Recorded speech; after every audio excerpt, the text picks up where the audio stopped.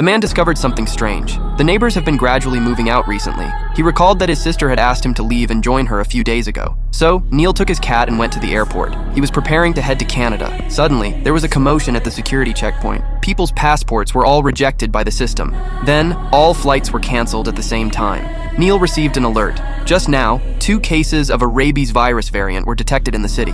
In just a few minutes, the infected would turn into mindless monsters. As a result, the mayor decided to lock down the city. The crowd immediately lost control. They frantically rushed back to their homes. A traffic jam stretched for several kilometers. This made Neil decide to walk back home. But when he arrived home, it was surrounded by fully armed soldiers. In just one day, several countries had fallen. Spain quickly issued a war notice. People's movements would be managed by the military. Neil finally realized the severity of the situation.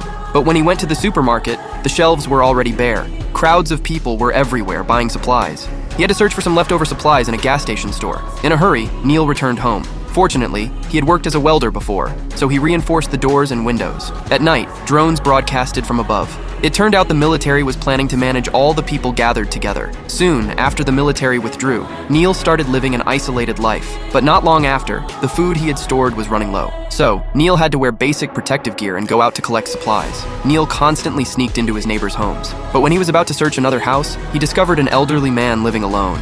It turned out the old man had a disability and couldn't leave. The old man observed his neighbors' every move from the balcony every day. He knew which families had stocked up on supplies. With the old man's guidance, Neil not only found a lot of food, but also obtained an off-road motorcycle and a walkie-talkie.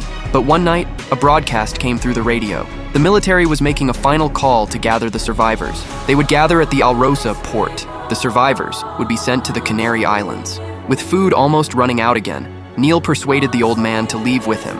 The next morning, Neil went to the old man's house, but his calls were met with silence. Feeling something was wrong, Neil rushed upstairs. There, he discovered that the old man, not wanting to be a burden, had already met his maker. Neil had to suppress his sorrow and go home to pack his bags.